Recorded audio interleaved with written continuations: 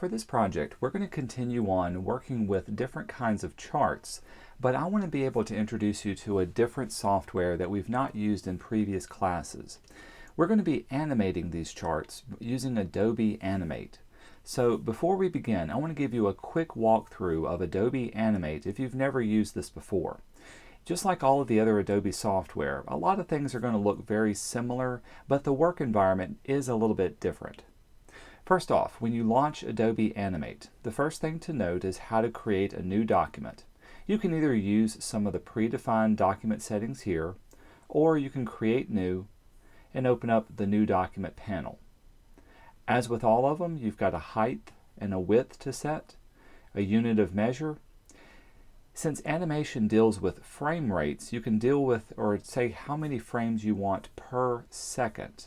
And in general, for all the projects we're going to be working on, we're going to keep it at 30 frames per second. But just know there are different frame settings depending on the kind of animation you want to create.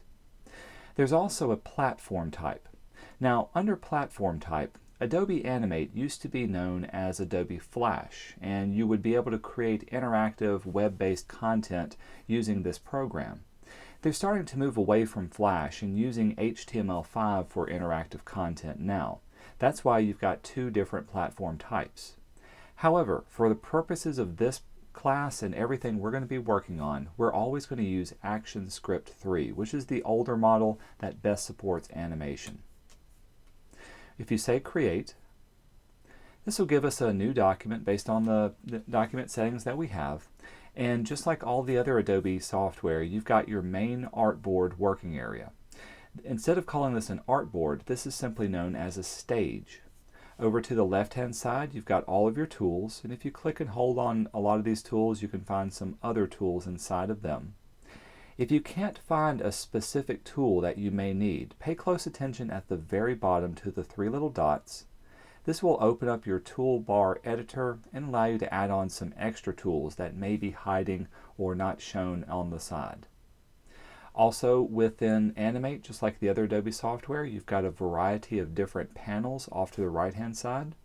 And if you can't find a panel, you can always go to the Window drop-down menu and be able to find them and open them from here. Some of these are going to be used more often than others. The two most important ones to have access to are going to be your Properties panel. With the Properties panel, you can set the properties not just for objects or tools, but also your entire document or specific frames that you're working on. Knowing what sub-panel you have selected is going to be very important when working in Adobe Animate. And so I'll try to point this out, but be aware, every panel also has a sub-panel.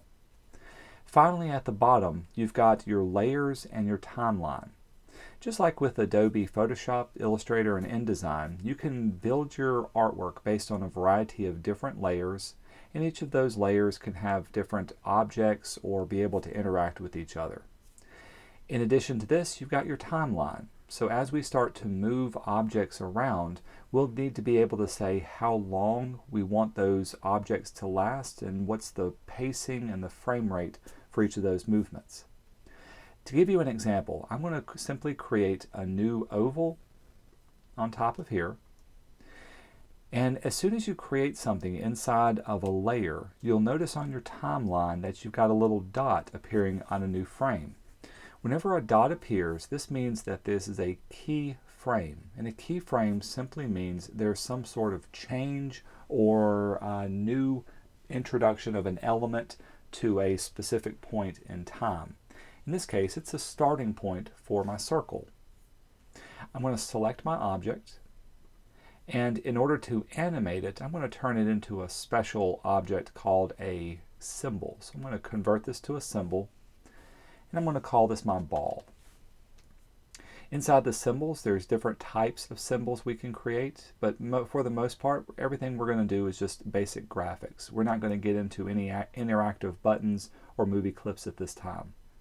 When I say OK, you can see now my object has a blue bounding box around it, and I can open up my other most important panel, my library, and I can see that any new objects or symbols I create are saved inside of my library. This means I can go back and I can reuse them as many times as I want. Let's back out. In order to move a ball across an area, I need to go down to my timeline, and let's give it 15 frames. So in 15 frames, I want this to be in a different location.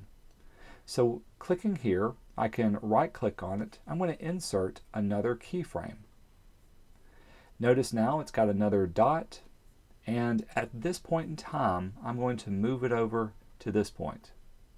This means if I back up on my timeline with my playhead, at frame 1 all the way to frame 14, it'll remain exactly the same in the same spot. But when it reaches frame 15, it'll jump over to there. Now the best part about Adobe Animate is that you can leverage the computer's ability to do all the work for you. If I want it to move from this location to this location, I can tell it to do this by adding what's known as a tween animation. So once again, I'm going to go to my timeline and right-click on it. And at the very top, I'm simply going to add a classic tween. Tween, notice, will add a little arrow to your timeline, and now when I move it, the entire ball moves all the spacing in between and also keeps to the timeline. So now you understand why it's called a tween, because it works in between two keyframes. As we build out these different kinds of animations for your animated graphs, pay close attention to the keyframes, the placement of the timing, and also what's going on in between each of your keyframe moments. We'll get a little bit more complex as the project is being built out, but for the most part, I'm going to try to keep it as simple as possible if you've never used this software before. Let's jump in and create our first graph.